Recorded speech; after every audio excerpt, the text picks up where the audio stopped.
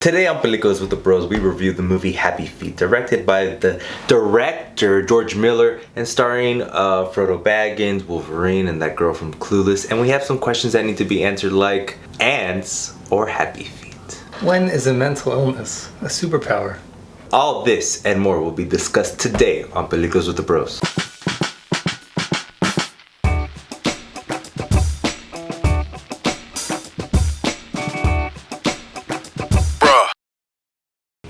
What's up, bro? And welcome everybody to the show. This is Peliculas with the Bros. My name is Adrian. My name is Ivan. And Peliculas with the Bros is a show where me and my brother Ivan discuss a movie. Every week we discuss a new movie.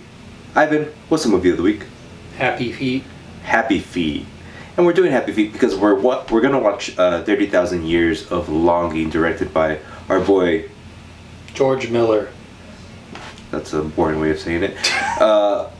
And to get ready, we're watching a couple of his films. Last week we watched Mad Max. This week we just finished watching Happy Feet. And then next week's episode will be 330? I think it's 3,000. 3,000 Years of Longing. But before we get into that, thank you for listening, thank you for watching. This is Peliculas with the Bros, like I said, a show where we talk about movies every week. So if you like that kind of thing, subscribe to whatever you're listening to or watching right now. We're on YouTube, so look us up there, Peliculas with the Bros. Hit that subscribe button, leave a comment, let us know what you think of Happy Feet. Also, we're on a podcast platform, so if you like that kind of stuff, if you just like listening to us, if you don't want to see our ugly mugs, go to a podcast platform of your choice. For example, go to Apple Podcasts, go to Google Podcasts, Spreaker, iHeartRadio, Stitcher, Deezer, anywhere where you listen to podcasts, we should be there. Peliculas with the Bros, look us up. But I digress. Ivan, it's time to get your jukebox of choice ready and get ready to fire up a server rendering farm of 3,000 computers with CPUs up the wazoo. Because we are going to watch a movie and discuss a movie called Happy Feet. Yes. Happy Feet, directed by George Miller, written by George Miller, John Cawley, Judy Morris, Warren Coleman. The premise of this movie is Emperor penguins are born to sing. All except, Mumble, Elijah Wood, who was born to dance, but not just any dance, tap dance. Such an un-penguin-like behavior eventually gets Mumble kicked out of Emperorland and into the big, cold world. Shout out to J. Cole. Joined by Adelie Amigos, an all-knowing rock hopper penguin named Lovelace, played by Robin Williams, Mumble embarks on an epic journey and ultimately proves that by being true to yourself, you can make all the difference in the world. Ivan, with a cast of Elijah Wood, Frodo Baggins himself as Mumble, Robin Williams as Ramon, Cletus, and Lovelace, the narrator, Brittany Murphy, R.I.P., as Gloria, Hugh Jackman as Memphis, Nicole AMC Theaters ruining Kidman as Norma Jean, Hugo Weaving, another Lord of the Rings acolyte, as Noah the Elder, and what other rapper than Fat Joe as Seymour? Ivan, we talked about George Miller a little bit last week, about his style. We watched Mad Max last week. We commented that he has a knack for action sequences, that his camera placement / movement is kind of unique for what it is. But we fast forward 26 years later, and now he has made Mad Max 2, Mad Max Beyond Terrordome, The Witches of Eastwick, Lorenzo's Oil, Babe, Pig in the City. Come on, man. And then he comes back with this movie.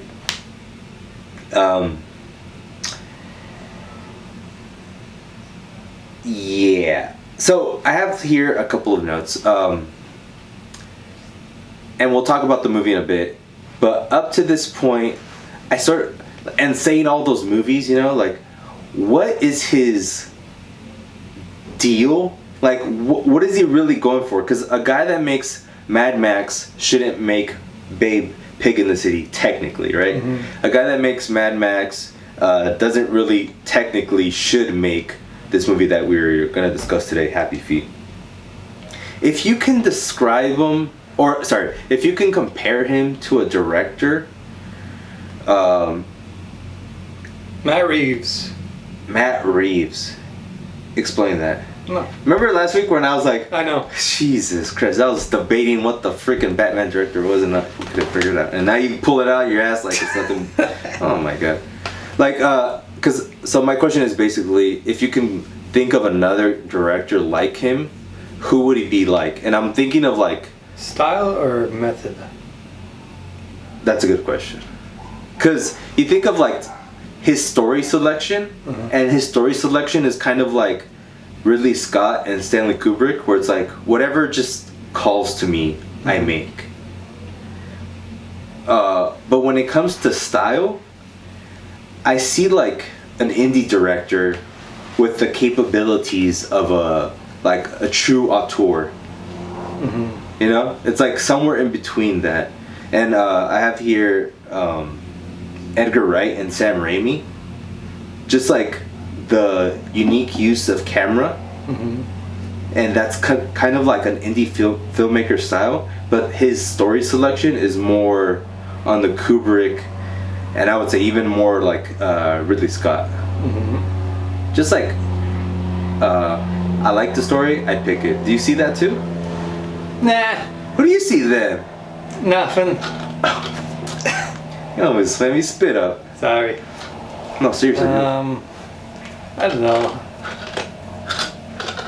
Because it is non-orthodox, you know? Unorthodox. No, I go with naan. Because I love naan, the food, the Indian food. It's delicious. I'm kind of hungry, so I want some naan. Have you ever had naan? Probably. It's one of those things when you have Indian food where it's like, so this is what all the fuss is about. I haven't really ever had it still. That's the thing. Now that I'm an adult, I get to try different kinds of foods, you know? I go out, I'm like, oh, I can actually eat here. I can pay money, and they give me food. And I ordered naan with cheese on it. I'm like, what have I been missing my whole life? The pizza. It's a pizza. It's a pizza pie. The Indian waiter's just like, it's a pizza. It's a pizza. And I'm like, alright, you simplified it for me. But anyways, what do you see? Him as a director. I can't say he's like anything. I was gonna say he has that. He kind of did the same thing as Nolan, where he did like kind of the grunt work of blockbuster movies. Nolan, Batman, this, and then George, Happy Feet, Babe. Where like it's not exactly what he wants, but he did it his own way. So like it's still what he wants, just like with his spin. A little rebuttal to that though. He like conceived of the stories for those. For Happy Feet? Yeah. Like it wasn't a point. He wasn't Disney or DreamWorks didn't come to him and they're like, Babe, Picking the City, Happy Feet. He's like, no, I see a great movie potentially. Babe a book? Yeah, but he chose to adapt it and executive produced it and chose the director for it. I mean, even that, Nolan, I feel like he kind of chose. Well, it's like, is it actually a choice? Yeah, because like that's a weird thing too. Just like after those movies, Mad Max, and then of course he has Witches of Eastwick and Lawrence's Oil. To pick Babe, like yes, but at that time, could he have done Mad Max Fury Road? If No. he wanted to? No, I don't think he had the rep. That's what I'm saying. Like, it's stuff he still likes and he still loved doing probably, but I don't think it was like, man, I want to do Fury Road. Like that's what I actually want to do. But yes, I'm having a lot of fun doing this. but why the jump from like dystopian to a family kids film? Maybe you have kids. Maybe, yeah. Isn't that what happened to M. Night Shyamalan? He said he had kids, so he wanted to do kids movies. Avatar. Yeah. Well, that's Tom Hardy too. Did he? He's like, I just want to be Venom because my kid's gonna be like, oh, you're Christian Venom. Bale said about this Thor. How kids ruin our careers, huh? Yeah. Oh, good. I see that. I see what you're saying. George Miller, he has a Ask Me Anything on Reddit right now. Okay. And I asked the question, I wanted to ask, like, why Babe to this? But I think I asked them, I forgot what I asked him. But anyways, we'll talk about that next week if he answers me. Or not. If not, I'll read the question and we'll see what he rejected me on. Right. It's interesting too, because he had a chance to make Justice League. I heard about this. Isn't like Justice League dead or something like that? Something like that. And he was casting, he was about to start production, but then the success of The Dark Knight hit, and they're like, we don't want to deviate from this. Imagine if like that person didn't say anything, like if that executive just did not have that thought and let it continue, DC would probably be in a good spot. But we also would have the Batman. Yeah, but I think I would rather take a world where there's no the Batman and there is a George Miller Justice League. Yeah, like maybe we would have had like movies way better than the Batman too. Yeah, because then you would probably remove Batman versus Superman and the horrible Justice League movies. Yeah. Did you like the Justice League Snyder Cut? I liked how they looked. I've been here at Peliculas with the bros. We like to look at how the sausage was made, so let's go get a hot dog and let's get down to business. We could get like slice it and then put it under a microscope. No.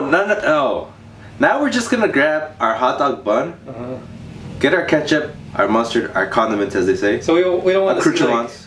the guts of it. We want to see like the general, like how a hot dog is made, and it's like literally buns. I want to go to the Heinz. Where do they make? I want to go to the Oscar Mayer Wiener Factory, and I want to go through that like typical like here Oscar Mayer Wiener, we take our craft seriously, and then they put you on a conveyor belt, and then you're like watching it, and they're like, just kidding, we're about to make you into a sausage. Like the bashing, like, dude. Oh, Like, you're like, no. It's like nope. They suck you up, and you're like, no. And they spit all the blood out. But yeah, this that derailed. We're gonna look at how this movie was made, and we'll keep it brief. George Miller, he had an idea stewing in his mind when someone told him, hey, you know Antarctica? It's like Australia. And he's like, I should make a movie about Antarctica. True story. Okay. They wrote the script, these people, George included, and his producing partner gave it to the head of a Warner Brothers studio exec, whatever, on a trip to Australia. So he read it on the plane and he's like, let's make it. The executive? Yeah. Okay. Good idea, right? Like, 18-hour flight, might as well give him a script to read. It's one of those stories of like, just come prepared. That'd be cool. You just like fly around, do whatever. You read a script. Sure, let's make it. Dude, imagine it's like, what's this whole thing? Hereditary? Yeah. Put it read through. That's good. Let's make that. Would you want to be what kind of executive would you want to be? Suit, tie, slick back hair. Equinox, 5 a.m. Yeah. I don't know. Like, what do you mean by that? Like, what's your movies? Oh, like you're not Feige, but you can either be a Feige, you can be a A24 bro, you can be a Warner Brothers guy. You could be like Warner Brothers guy, and you're like, I have a vision. I would just greenlight things that were like, oh, this is made by a specific person. Like, I read it and like, I have not heard this said. It's a voice. Yeah. And that's like bare minimum. And then if there's more on that, it's like, okay, how can I help? Can I be part of the team or something? Oh God, you're one of those guys. They're like, no. Oh, and then you can. They just give you like a shirt. Like a supervisor shirt. Little hat. So would you take superhero movies? Yeah, but I wouldn't. I would be a lot more critical. Like if I was an executive 20 years ago, I'd be like, "Oh, make them all superhero. Let's do it." Now it's like, I don't know. What's the difference between this and Iron Man? Okay. It's like the bare minimum. Like Iron Man, this is it better? No, trash. Like Iron Man 1, you're saying? Yeah. Okay. Wow. You're like, I was born and raised on Iron Man. You need to beat Iron Man to get through my threshold. Like bare minimum. Okay, I see. I would be like a John Lasseter. What does he do? Other than abuse Pixar? women, which I wouldn't do. I'm glad. Yeah, Pixar guy. Pix like he's like, yeah, I like the animated film. Let's do this. Okay, where are we? How this movie was made. They needed a server farm to create this movie because it needed a lot of CGI-ness to it. Good. Just check them out at levels. But this movie is also a movie about climate, and more so like the environmental impact of humans on the people and on climate as well. Mm-hmm. Kind of ironic, right? That you need like a huge server farm to build this, and it's like, let's make a movie about how humans are fucking up the environment. I see it. It's like, it's for the art though. It's for the art. Have you seen this movie before, Evan? Yeah, probably like in theaters. So you don't think you've ever watched it since? I probably watched it a couple times. Okay. I don't know where I've seen this freaking movie. Because after watching it, I realized I don't remember any of it. Just like the dancing on it, like the happy feet I part. remember all of it. You do? But yeah, I've definitely watched it like 5 or 6 times. Like I have it sort of confused with Surf's Up, like bits of it, and I did not remember how dark it was. Yeah, I think as a kid I was just like funny Mexican penguins. Yeah, It made me laugh. Okay, that's a good segue then. What'd you think about this movie? Racist beyond belief. Oh my god! Those racist George Millers. I don't think you could be racist towards Mexicans. No. What? You can't? You can't. You can't? You cannot. Okay. It's one of those things like... It's because they're already racist to themselves. It sounds weird. Like we're already racist to ourselves. You're so meta. You're so third person right now that I'm confused. Mexican Explain. people? Well, no, because like everyone makes fun of themselves. Yeah, but I think like a big part of Mexican culture is like making fun of everything. Like what do you call how do you say fat in Spanish? Gordo. That's like a name for people. Like you just call like oh there, hey fat, hey fatty. It's like messed up in English, but in Spanish it's like it's fun. I don't know. It's interesting. I think you're onto something, but I think more lately now than ever, like, and I've seen talks about this movie specifically, like what you're saying, that the appropriation of, or like them showing Mexicans as like these Fun. It was fun. It was fun, yeah. And do you really feel that way, like racist?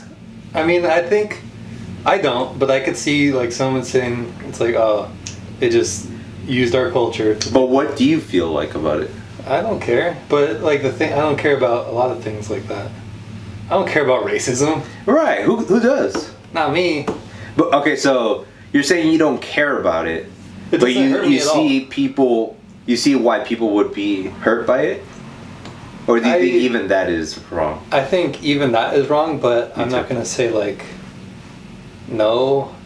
I don't know. It's like Yeah, you're saying that like you understand if someone feels that way, but they're still wrong. yeah, I think it's like you need a little more growing still, even though it's like it's such a huge topic. I don't know. I don't know. Yeah, you need like there's layers up into it, obviously. Yeah. And I don't know. It's.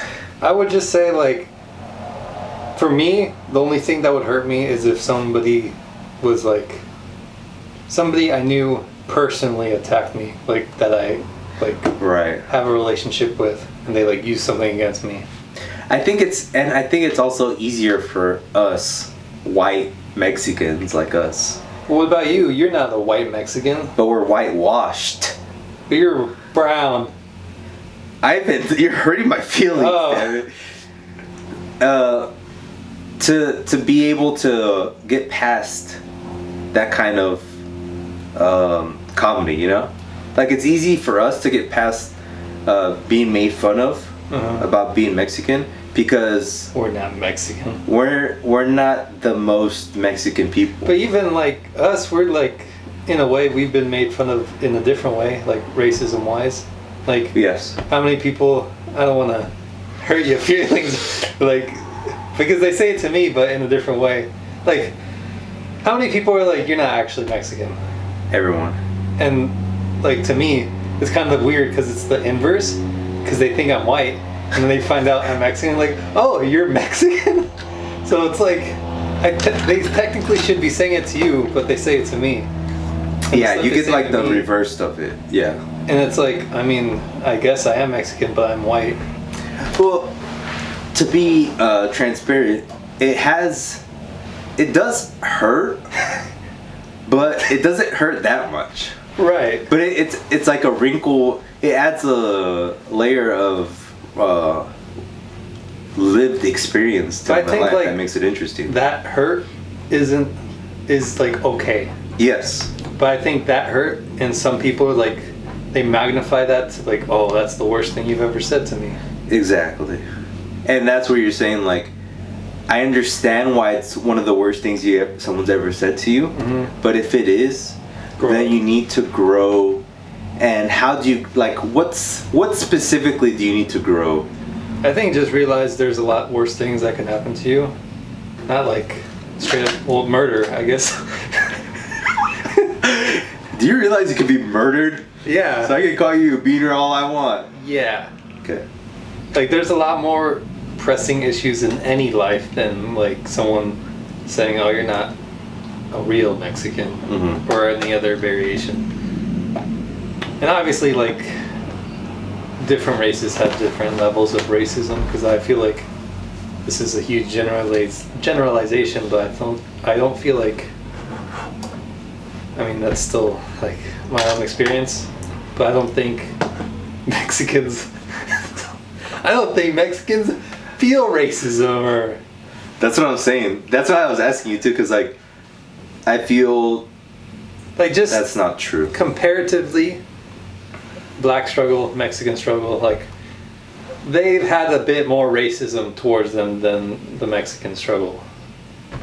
I think that's fair to say. Yes.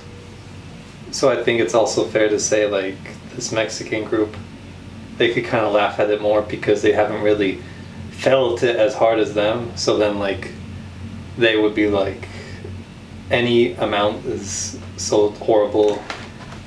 I have a question though, and how should I like Punch them in the neck. if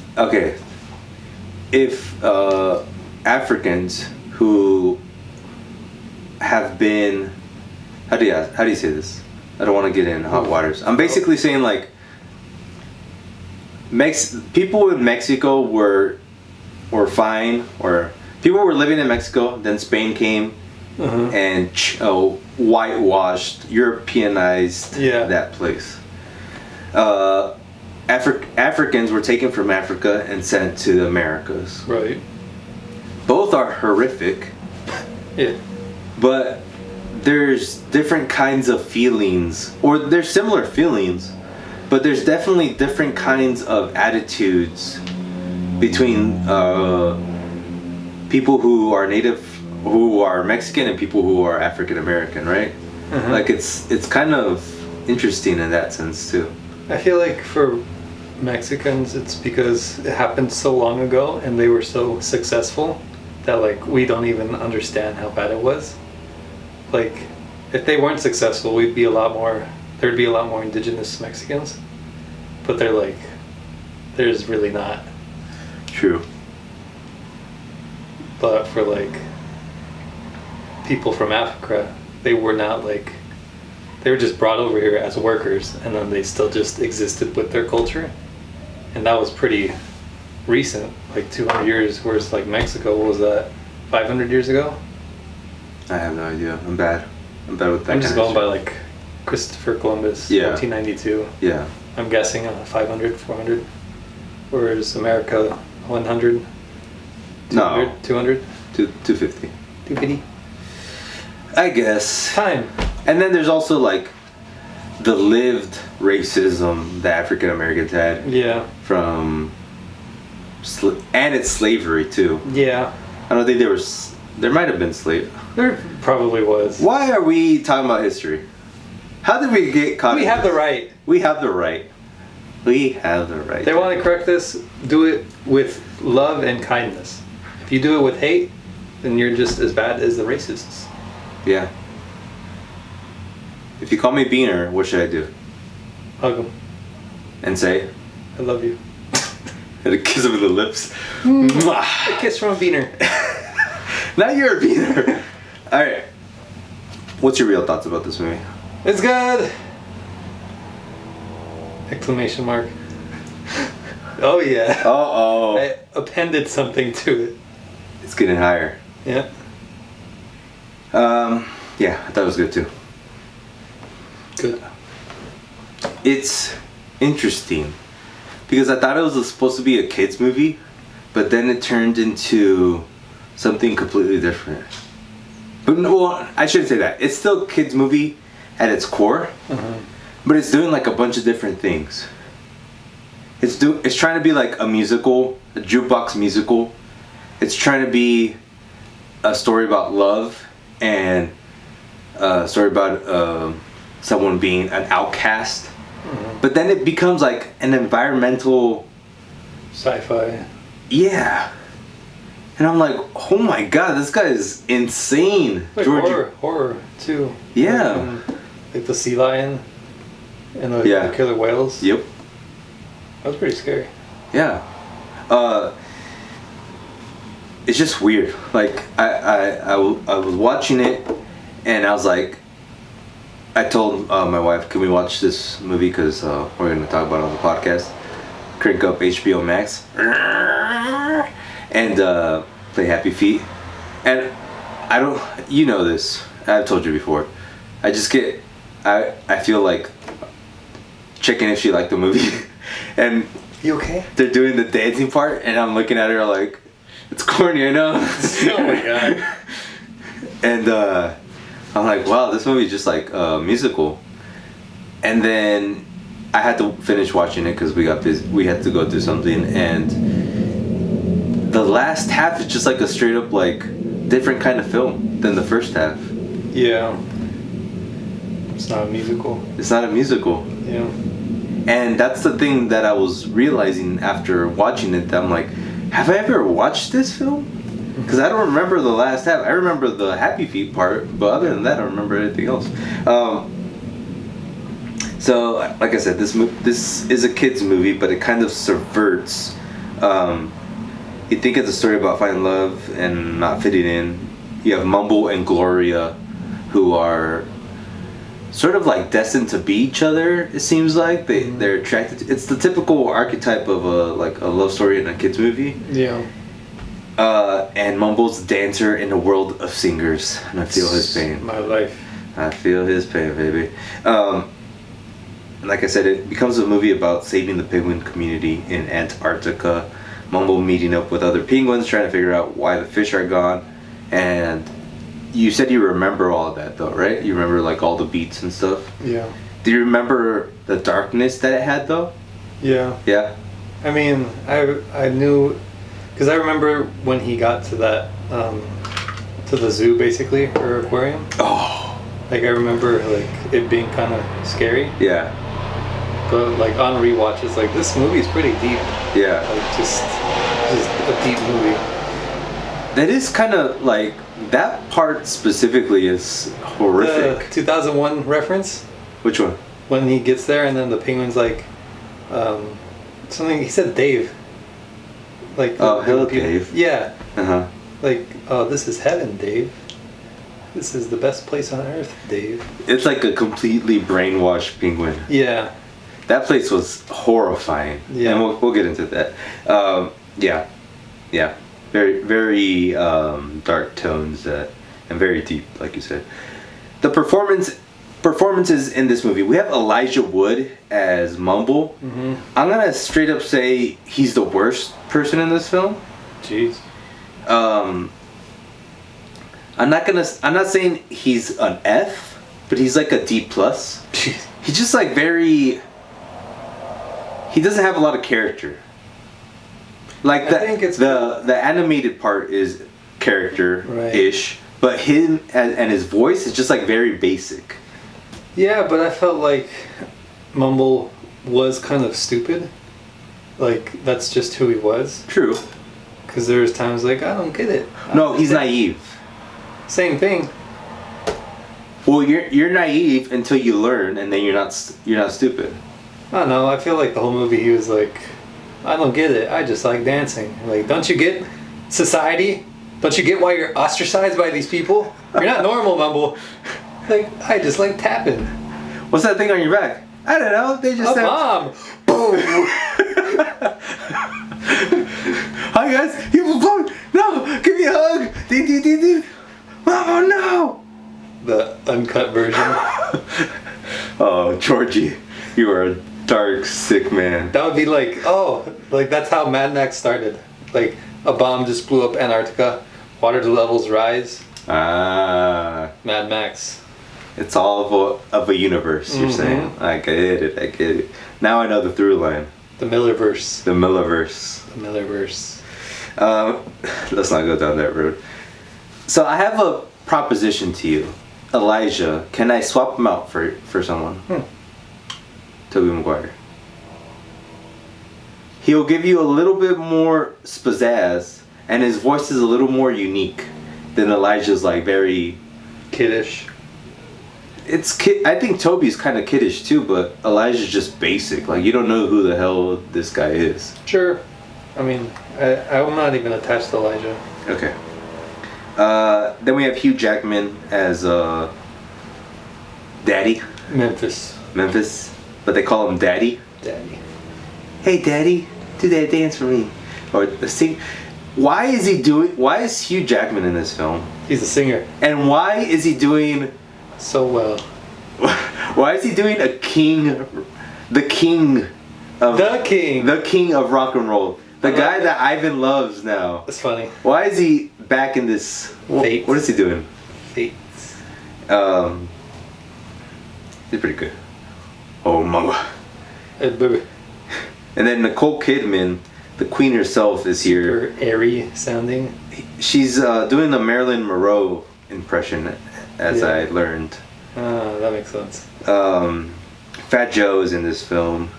Nope. This movie's was made in 2006, and they pick Fat Joe, and I have a proposition again for you. Instead of Fat Joe, I have a couple names for you, and I want to see who you pick.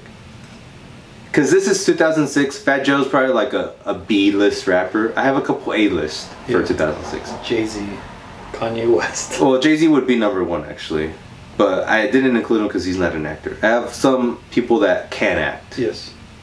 And some who can't, but they're closer. T.I. No. The Game. No. Young Cheesy. No. And so you pick Fat Joe over all these people. Yeah. And this is my pick. Ludacris. Isn't Fat Joe like Mexican? Puerto Rican. I think that's a key. Why? I don't know. That's where you're wrong. Ludacris would be perfect. He's more of that time of 2006. He has more popularity. He will bring the hip hop audience to watch this film. Right. Fat Joe just goes, time to make. He does the message. I don't know. But we got the real star of the show here, Ivan. R.I.P. Robin Williams. He's in this film. He's doing overtime. He's doing a bunch of roles. He's doing the knockoff Mexican impersonation that's actually more like... accurate. You know, if you... It's pretty bad, actually. He's not really doing a good job as a Mexican. He's good for not actually knowing Spanish. Like, he's just making it up. Who's better, him or our boy Nacho Libre? Oh, him. Jack White. Like, that's way better than this. Yeah, but he also does it for, like, comedic purposes. They're the same. They both do it for comedic purposes. No, his is like, it's serious, but it's funny because it's serious. No. Yes. He's not doing it that serious. Yes, he is. He's like, you would think Jack Black was Mexican. That's why he's so good. But you wouldn't think Robin Williams is. True. So you're saying keep Robin, not Jack White. Jack Black. Jack Black. I thought you did that as a joke. He did it twice. Jack, no. Robin Williams. Get out of my head. Get out of my head. Yeah, you're right. Robin Williams is better. Because he could do more. He does Lovelace, which is like... What is Lovelace? Like, what is he doing? I don't know. Like, what's he based on? Yeah. Is that what you're asking? He's kind of doing Elvis himself. He's doing like a preacher. Yeah. You're right. Just random preacher. Mm-hmm. This movie's beautiful. Yeah. It has like a lot of white shots. It has a lot of blues since it's in Antarctica. Mm-hmm. The CGI in this film is so... It's like trying to be realistic as all hell. Mm-hmm. And I think... I'm sort of conflicted because like it kind of makes it different from a Pixar / Disney film in that the penguins are actually look like real penguins. Yeah. Whereas in Surf's Up you get like a cartoony penguin, right? Yeah. It's so weird to watch it this way though. Yeah. Because you don't get as much character out of a realistic penguin. Yeah. Like the scenes where Gloria was singing, I'm like, she's just like, it just looks so weird. Yeah. But he had to do it.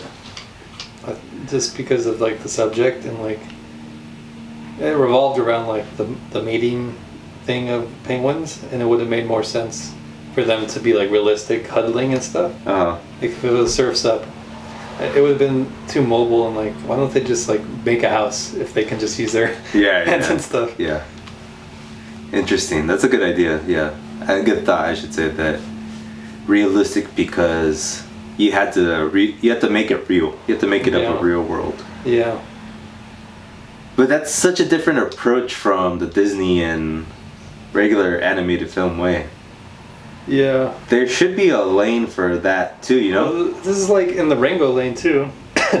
Oh, that sounds like Kermit.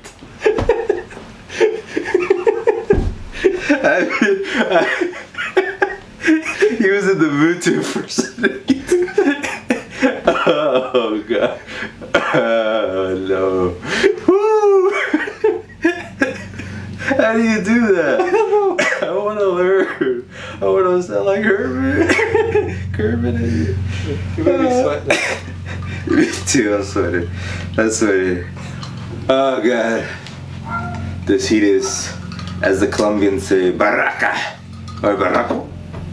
Barack is a Mortal Kombat character. Oh god. We're off the rails, Ivan. Let's bring it back. If we can. Ants! Tell me. I said in the top of the... What was your question? Is mental illness... When's mental illness a superpower? Okay. Something. Try to fit that in somewhere after I talk about ants.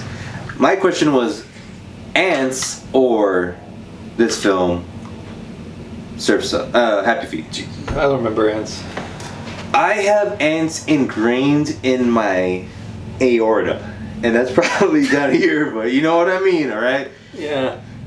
Ants is a film that is trying to be realistic, but it was made in like 1998 and it was using CGI.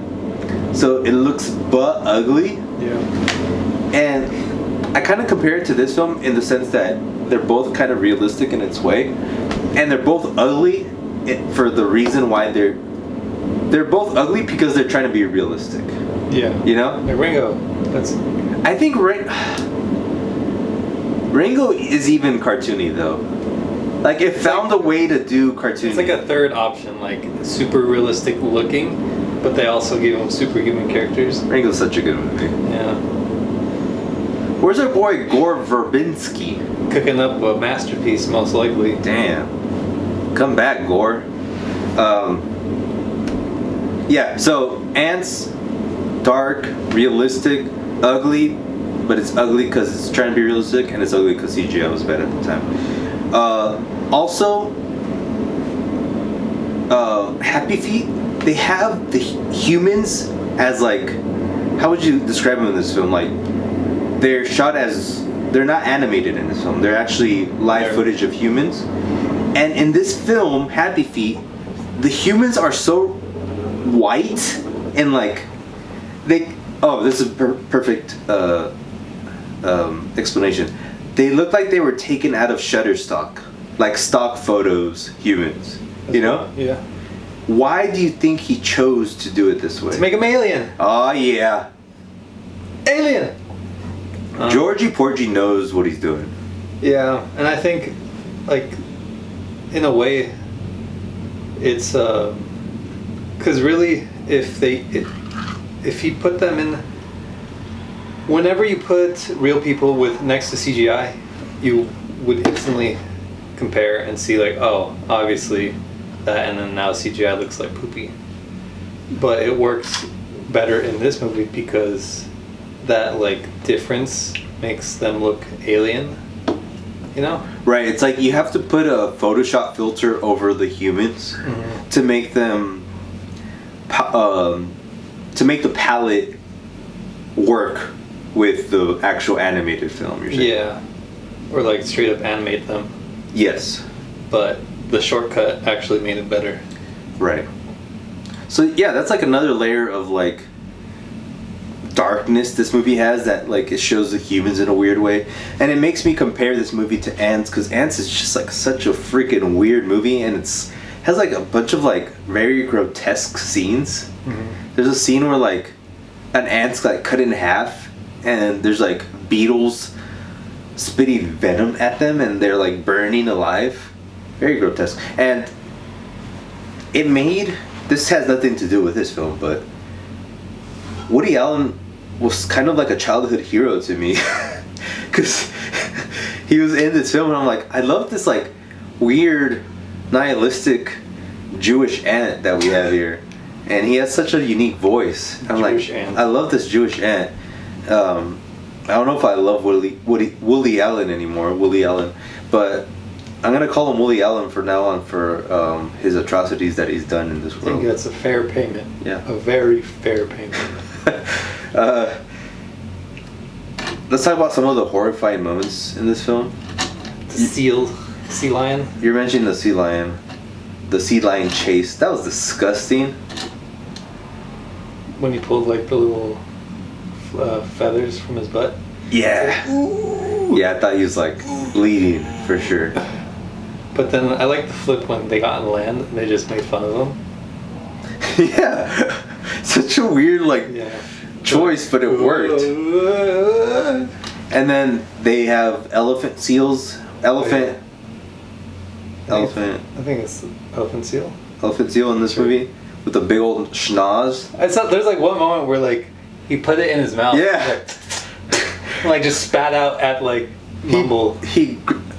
An elephant seal in this film sucked on his nose to get mucus out and spit it out on a penguin, and it was disturbing.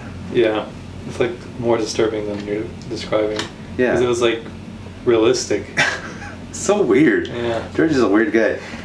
And for me, one of the most horrifying moments I've seen all year, and this is totally honest, like I got the goosebumps when I saw it. I was like, oh, I got minor anxiety attack. There's a scene where they cause an avalanche to happen. Oh. And like having fun sliding down. Yeah, but the part that horrified me is that they had to escape by going underwater, and there was huge avalanche rocks going in the water, and they were being sort of bombarded by these rocks and had to escape, and it just horrified me, just like that claustrophobic nature. And then what horrified me even more, which is like the opposite of claustrophobic, is the open sea aspect with the crane just falling. I'm like, oh, there's too much space. Oh my god. And seeing that was like, what do you think that is? That fear of openness? Like fall through, just like pure heights sort of thing, probably. I think it's also the fear of like being so small. Maybe. I like that scene. I loved it too. When he was like escaping and then like it's kind of closing in. Yeah. It was super cool because you didn't know the scale of like what was going on. Yeah. And then like he got through, and when he was here, you kind of saw how big the ice was, and it was like, boom. Yeah. I was like, oh geez, he's like, he could have went like pancake. Penguin pancake. Another horrifying moment for me, and it's again because of the scale of things. The ship, so freaking huge, compared to Mumble, and I think what it is too is psychologically, I feel insignificant when I'm that small. Yeah. Same thing happens. Good filmmaking because like you were in the place of the penguin. Yes. He made us feel like penguins. Yes. Wow. Same thing with your favorite film of last year, Eternals. Oh yeah. When they go up next to the Celestial, and they're just like a little thing.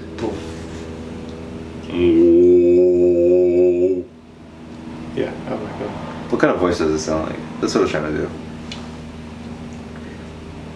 I don't know. Favorite song performance of this film? Well, since my baby left me.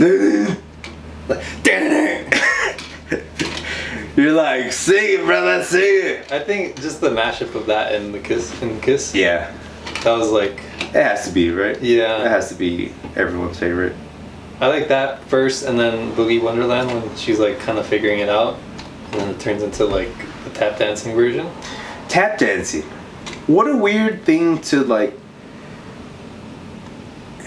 focus on. Yeah, like I have a story about Penguin that instead of singing, which penguins don't even do, instead of singing, it's gonna tap dance. Mm-hmm. How can it tap dance? It doesn't matter. It's an animated film. It's the least realistic thing about this film, but it still worked. Yeah, it's funny. And that Boogie Wonderland scene specifically, it was hard for me to even understand what she was trying to sing. Mm-hmm. When he's like, go to the rhythm of this. Mm-hmm. And I'm like, what are they trying to do? And then it finally comes together. I'm like, oh, okay. I get it. Nah, you get it. I get it. Mm-hmm. What about the scene where, he comes back with the penguin behind him? Yeah. Yeah, that was funny. I think as a kid, that was like, laugh out loud. Especially when the penguins came out from the side. Yeah. Like, mi hermanos. So good. And that's My Way sung in Italian or Spanish? Spanish. Spanish, good. By Robin Williams. Yes. It's crazy. R.I.P. The Robinator. Jukebox musicals, Ivan, really quick. This music is a jukebox musical. Do you know what that is? No. Well, we saw a play No. Moulin Rouge. No. And that's a jukebox musical where they take songs and they just retrofit it and make it work in the story. I understand. So there's Moulin Rouge, there's Trolls more recently, and then there's Sing and Sing 2. I was about to throw him. He's holding it in with one finger. And then, have you seen Across the Universe? The Beatles one? That one's okay. Musicals are hit or miss for me, really. Yeah, it's. I think it's like. It's one or the other, bad or good. I'm thinking of Hairspray. Like I watched that like a couple months ago. You loved it though. Yeah. Yeah. And that was just good. Like I rewatched, I was like, oh, it's still good. But you don't like West Side Story. No. I feel like it works better as Romeo and Juliet. Right.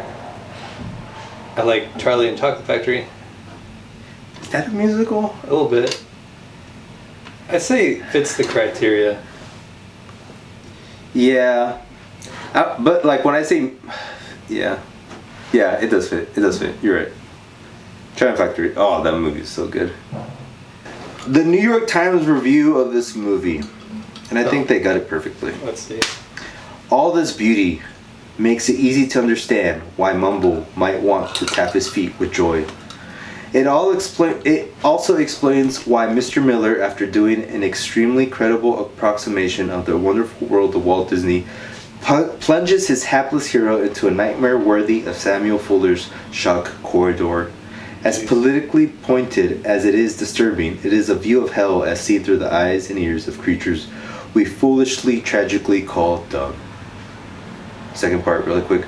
Much like Mr. Miller's excellent Babe Pickin' the City and his dystopian Mad Max trilogy, Happy Feet presents a vision of the world seen through a glass darkly. One of the most underrated films of the 1990s, Big in the City, was a terrible commercial disappointment, an Animal Farm noir that hewed closer in apocalyptic tone and feel to the Mad Max films than its sunnier, much-beloved predecessor, Babe. Happy Feet is Mr. Miller's first film in 8 long years, and while compromised by the uplift and affirmation that mainstream animation regurgitates like a mommy penguin, it also shows remarkable persistence of vision. Even in a story about singing and dancing, fat and feather, Mr. Miller can't help but go dark and deep. So all his movies are apocalyptic. They have like that like heaviness to it. Interesting. Ivan, let's rate this film. Out of how many eggs? Wait, I never answered my question. Oh, bring it up. No. What was your question? When is a mental illness a mental superpower? And explain it. When I was watching this, I got heavy Elvis vibes, not just from the King, Memphis. Yep. Just how Mumble, like Elvis, did his thing. I guess Elvis had fans at the start, but a lot of people really did not like Elvis. They wanted him gone. Mumble, same thing. Then Mumbles found like just other people and like, what do you mean? You're awesome. Yeah. He's like, what? Nobody's ever said that. Yeah. And that like itself is just so crazy, like the cultural differences. Like you could do a whole like essay just on like that itself. Right. Mental illness. I see. Like what Elvis's mental illness was that he danced to the music. Yep. Mumbles is the same thing. Yep. And Mumbles was kind of like naive throughout the movie, and he was kind of like he had something not right. I don't want to say not right either, just because like he was still just like a happy guy who just didn't really he didn't like cue on social things too well. Right. I guess that's autistic. Yeah. Okay. But like that wasn't really Asperger's. Yeah. It's not really a bad thing for him. It was more just it was bad because of the people around him didn't bother to change themselves to understand him. Yeah. So it was like never even like an illness in that way. Mm. And because of his inability to pick up on the fact that he should change, and that he had like this unique thing about him, like that combination, like similar to what Elvis had. Kanye, Marlon Brando, Drake, Adrian Afrasio, all of the greats. I just think this movie shows like the power of autism, of what mental illness is or isn't. It's like up to interpretation if it's a illness or a power. It could be a power in some instances, illness in others. Yep. I like that. Just pro everything. You make my question of Happy Feet or ants look like a mental illness. Great point. Yes. Great point. Out of 5, what did you say? Eggs. No. I think it's pretty good. Oh, what the rings out of 5? The soda can rings. Oh, nah. Out of 5 penguin eggs. How many penguin eggs is this? I hear the 4.5. Jesus, Mary, and Mother Joseph Christ. Jesus Christ on a cracker, Judy. Christ on a cracker. Explain your goddamn reasoning. What do you give it? 4? No, 3.75. Jesus. I think it just has so many things you could pick out of it, like the mental illness stuff, like just love, general society stuff, global warming, like A kid's movie. a kid's movie, 5, and then being a pioneer, just like being your own person, knowing you it's okay to just do things that make you happy. The message, It was funny, a lot. I laughed a lot. You're at the age of 25. 24. Yes.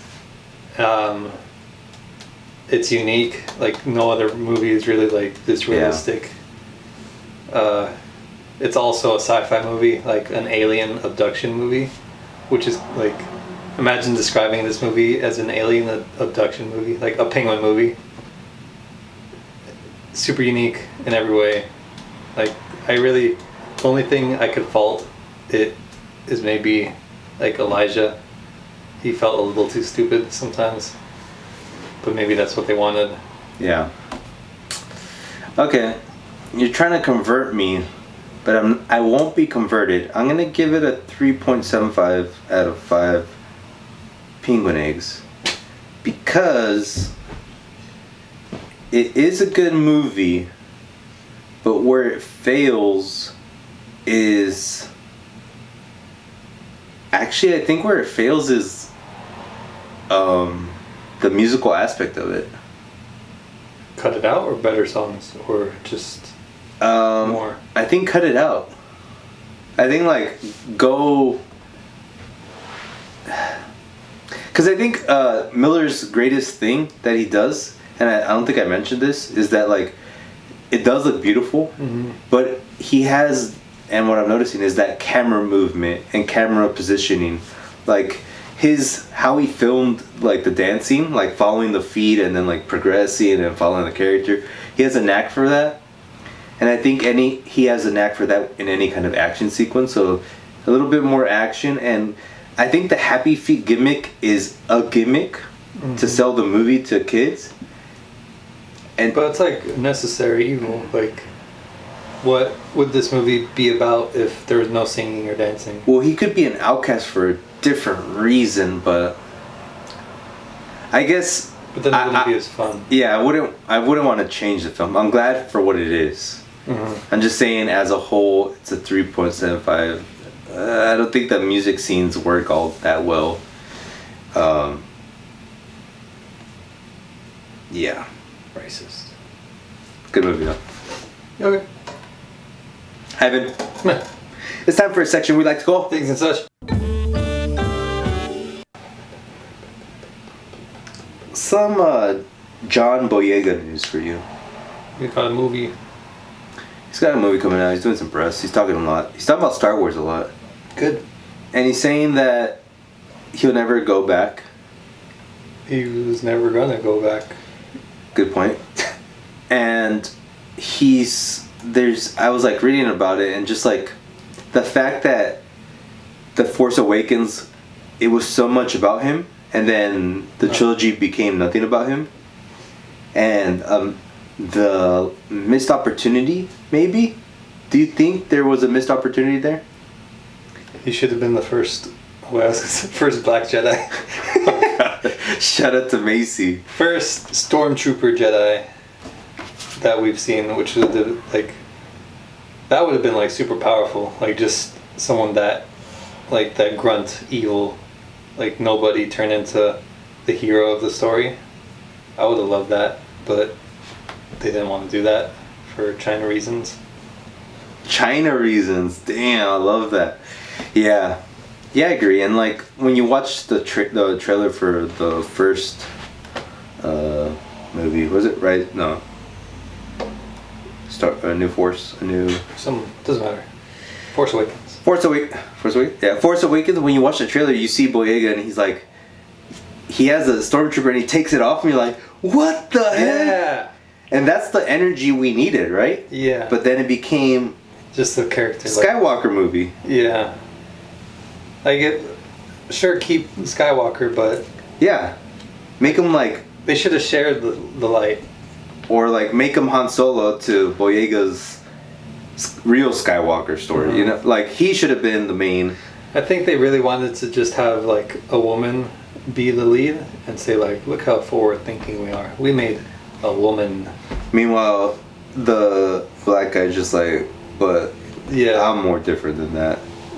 It's like in a way more transgressive, just from like you're pandering so hard that it makes you look like you're out of touch. Yeah. And then you pandered so hard to China that you're even worse off than if you just made like a simple movie and just had normal characters. That being said, great movies. I'm gonna watch Rogue One tomorrow. You never watched it? I have, but I'm gonna watch it in IMAX because they're re-releasing it. Oh. And they're re-releasing it because they're gonna make making that show what?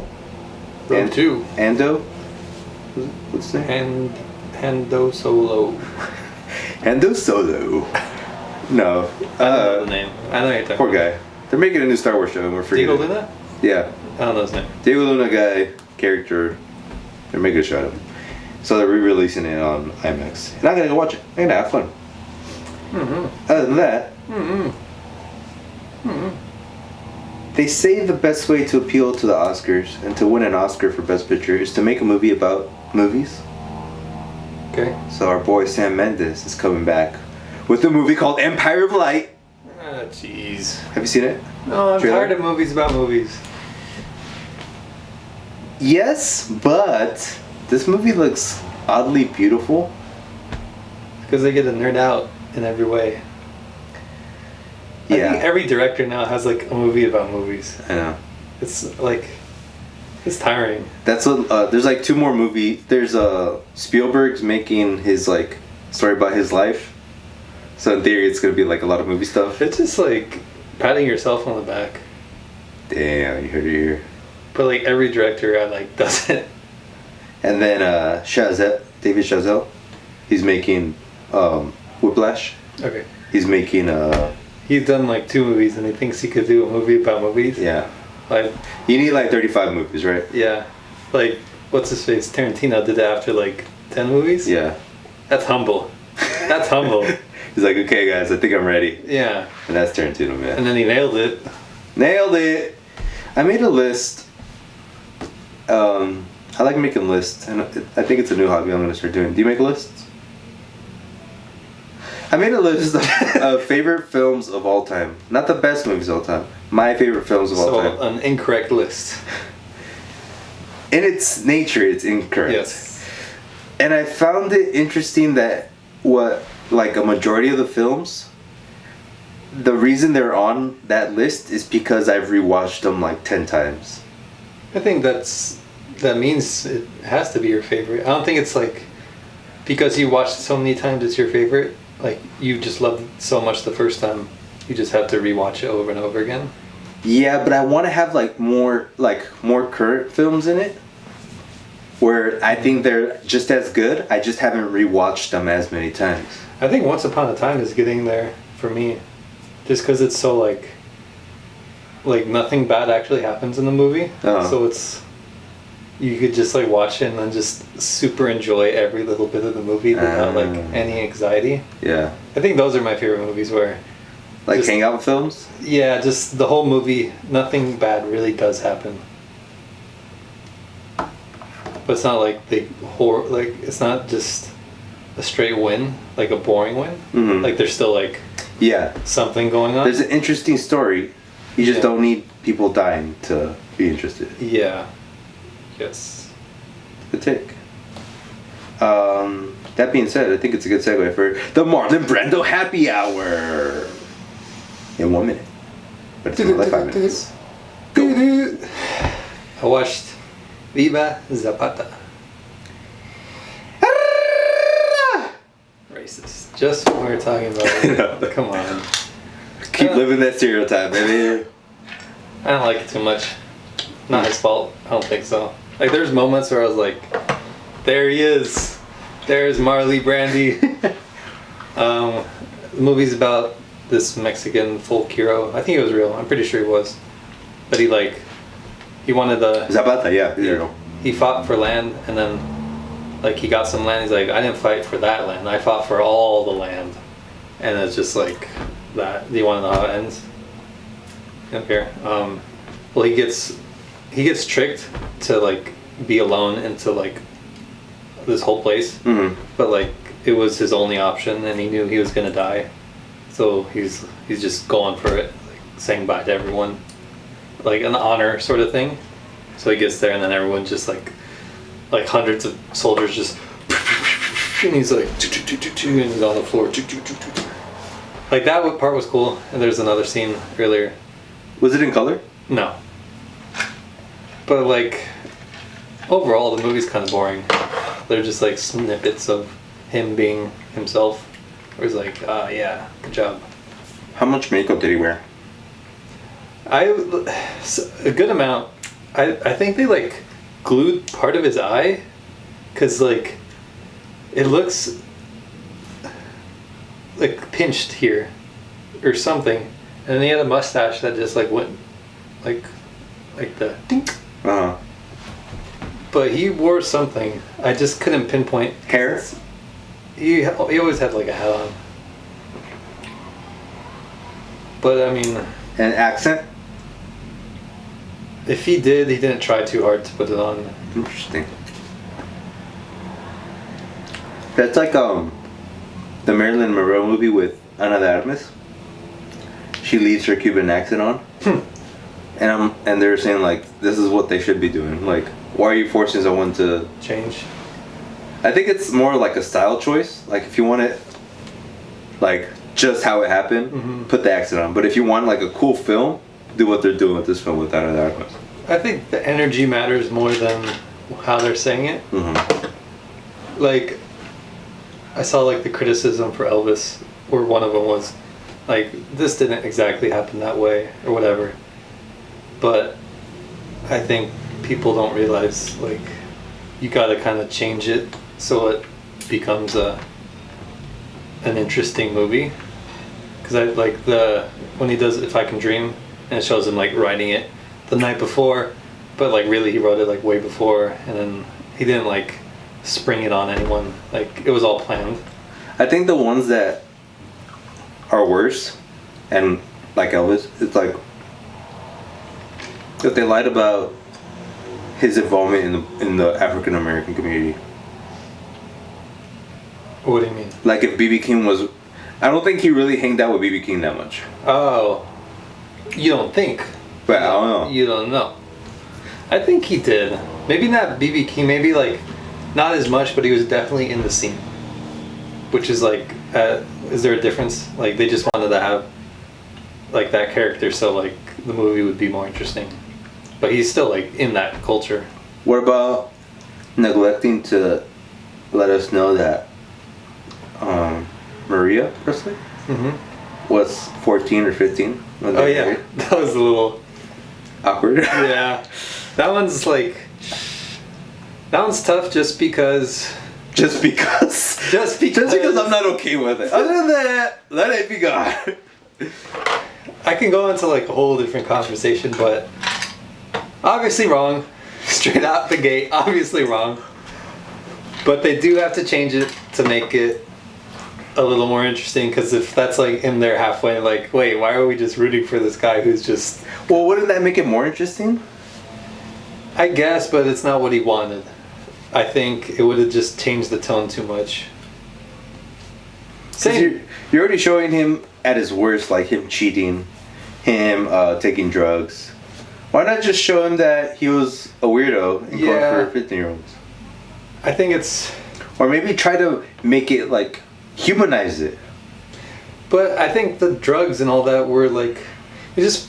People today have, like...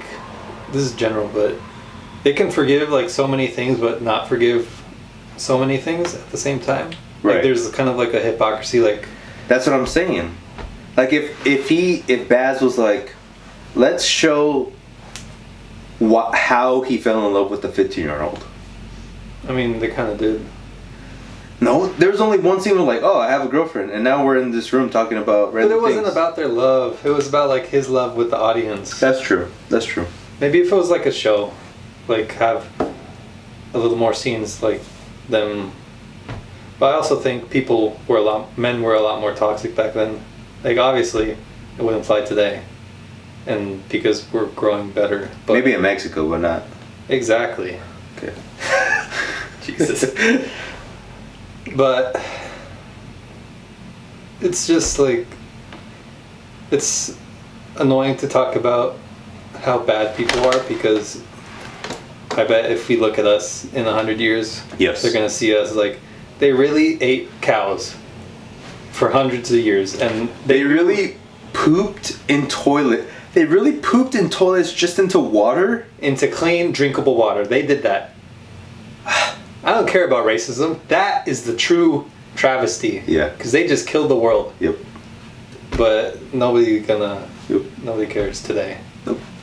But in 100 years, they're going to be like, it's going to switch. Yep. And we're going to look like evil people. Speaking of evil, it's time for a section called What's on the Telly? House of Dragons. I watched it. So good. So good? So good. Really? It's good. It's like just set up. So yeah. It's not like... I hate people who are like, that sucked. I know.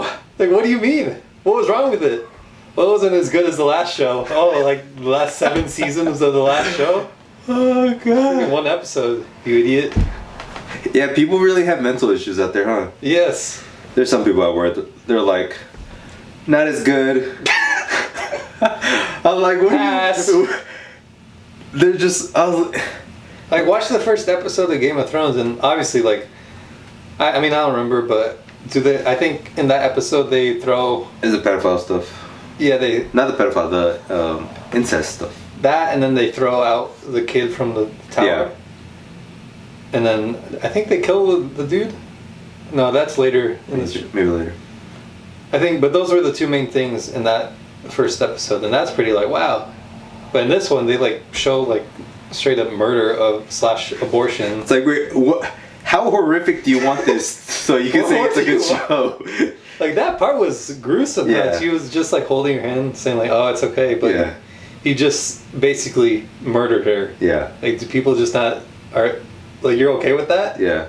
And then the baby ended up dying? Yeah. Like, how horrible is that?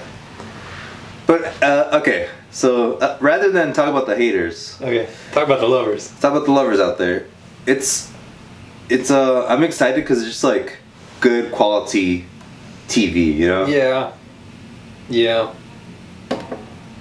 It's gonna be good. It has to be. I think like the only thing that can make it bad is just like just another Game of Thrones show. Mm-hmm. Just like we're gonna go through a cycle of more Game of Thrones that we've already seen. But right. if it's a little different, the storyline, then it should be good. Yeah, it'll be fine. And I think they learned their lesson not to trust directors, like to have to be in charge of the whole thing, and like just rely on like, oh, let's just make sure the script's good, and then we could just get good directors whenever. Well, there is two showrunners. But are they as stupid as the brothers? I don't think they're brothers. They're not the Russo brothers. Okay? No, aren't they? No, they're two different. Half and one DBs. I forgot. I know. Yeah, but I thought they were brothers. I think the good thing that's gonna work is that Georgie Porgy R.R. Martin, he's heavily involved in the show. Where in the previous one he was heavily involved until the end. Uh-huh. They're just like, screw off. Yeah. And now he's like, he's almost like a showrunner in a way. So Right. I think that helps. And a the lot. book's done. The book's done. That's the key. Georgie finished the bookie before he got on the show. Yeah. So a new show to watch every week. Yeah. Have fun. Really quick, I watched Industry, and it kind of is like, it went more Euphoria. Like, it was all sex in this last episode. I'm like, geez, why does it have to be so Euphoria-ish? Does it move the plot forward? It did. To be fair, like, the last scene was really good, but I think it's definitely not as good as. It's not A. It's like on B tier. It's like, yeah. Like, I realized it. And like, you could see some of the holes. Like, they have voiceovers for some of the parts, but in a way where you don't see their mouth. Like, they have the back of their head, and it doesn't match up with what they're saying. And you're like, they you probably. can feel like a little bit of the cheapness. Like, I mean, I felt it. I mean, I watch Mad Men, I watch Succession. Like, I see high quality. I know what high quality is. Simple as that. You hire Ivan, he'll give you high quality, right? Exactly.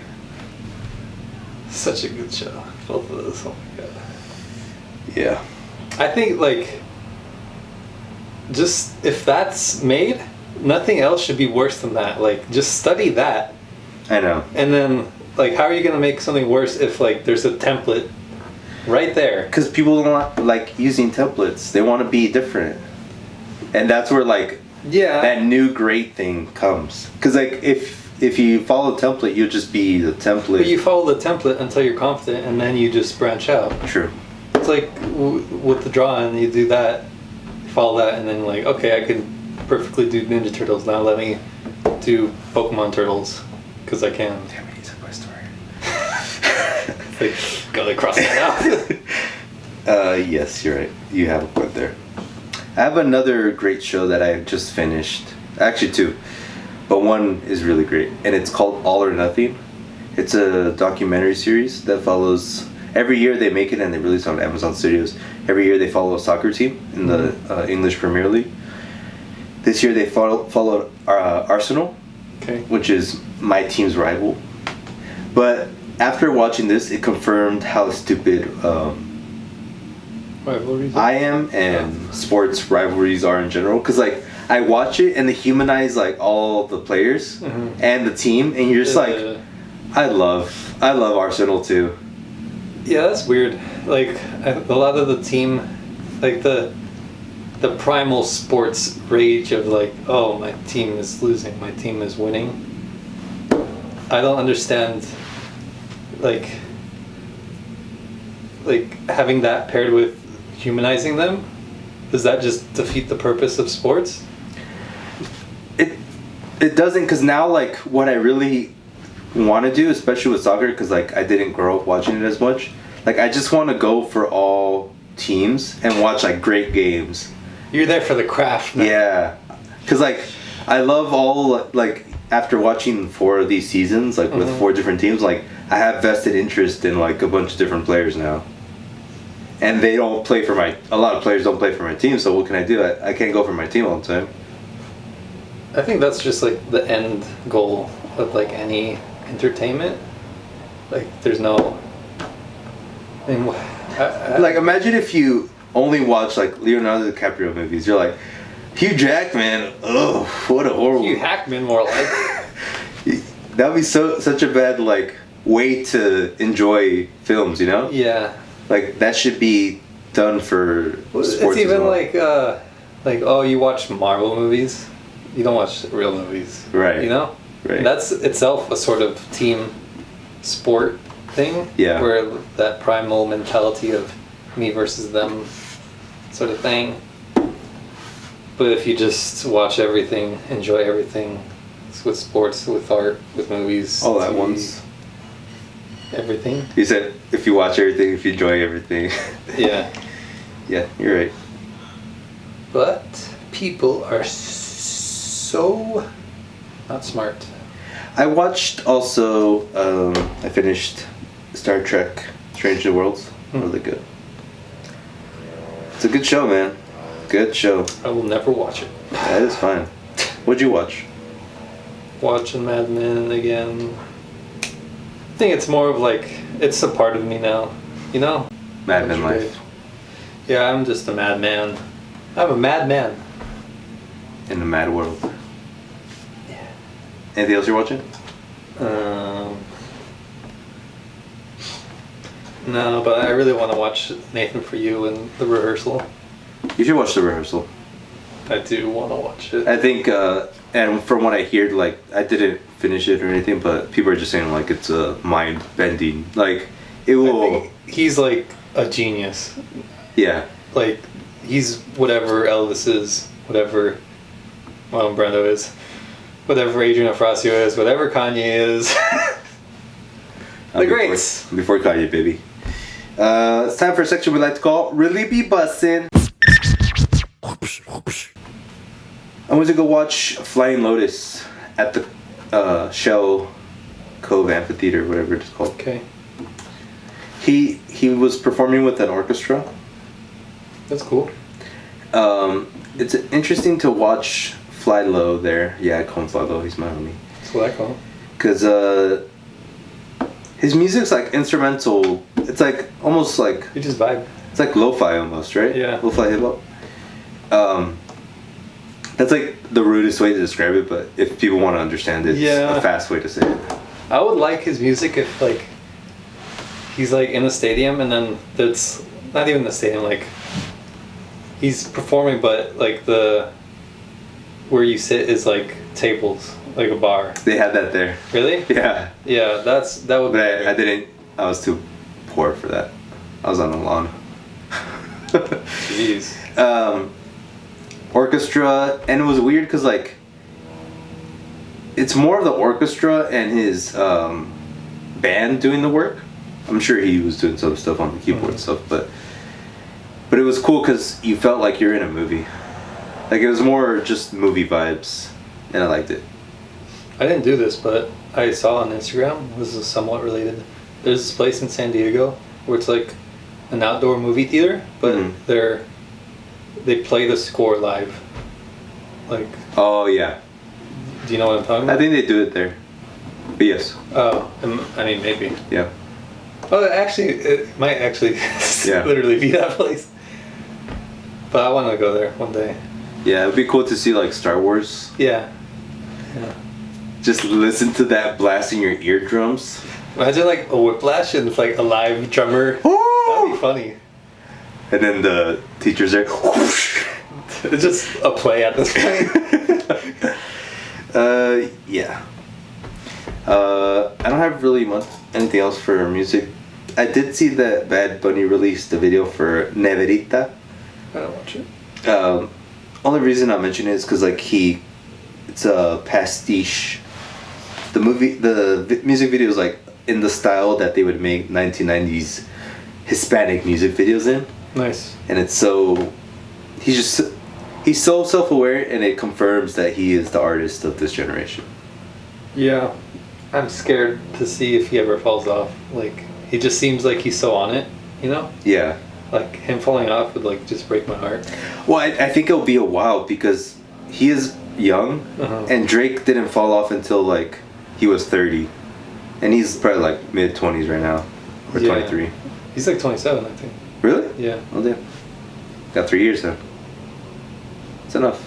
He can do it. I think he does need to switch it up the next album, though. Like, he's done the tropical thing. He might just stop and do, like, a movie for, like, whatever. Oh, he is doing a movie, and then just... Glad he mentioned it, cuz. Just kidding, yeah. He's in the Spider-Man spinoff. Drake should have done movies. He's probably scared, huh? I feel like Drake's turning into Will Smith, and that's the worst thing that can happen to him. Yeah. Like, beloved, but then turns into, like, alright, go away. Didn't Will Smith try to come back recently? He's like... Yeah, I saw the video. Not the sorry video, but like he posted something on Instagram like me trying to get back on Instagram or social media. Oh, I didn't see that. I'm like, dude, stop making jokes. Yeah. You ain't funny. Yeah, I think he should just like stop anything social media, and then like if he wants to do stuff, just movies. Like, but focus on it. Like, just nail it. And no funny movies, no pop movies. I want like You gotta be in your dark arc. he needs to like team up with like Iñárritu, and it's like a series of Iñárritu films. Imagining like The Revenant, but with Will Smith. That and what's that film where Bardem is just like dies? Like he sees like dead people. Oh wait, what? It's not The Sixth Sense, I know, but Is it the like the he older one where he's like he sees they like die in like a room? Yeah. Yes. What is that? Like A Beautiful Mind. It's in Spanish or something. Yeah. Like be a beautiful or something. Yes. Yes. Well, yeah, that's what I want for him. He has to like just serious it up and say like, you know, no more social media. That's what's killing him, social media. He just has to shut up. Yeah. Rise and grind, as they say. Rise and grind. And with that, people, I'd like to thank you for listening, for watching to us. We'll be back next week with 3,000 Years of Longing. directed by George Miller, and hopefully he answers my Ask Me Anything question. Other than that, Ivan, any parting words for the beautiful people out there? Yeah. Oh, there you have it. We'll be back next week. Peace out. Bye.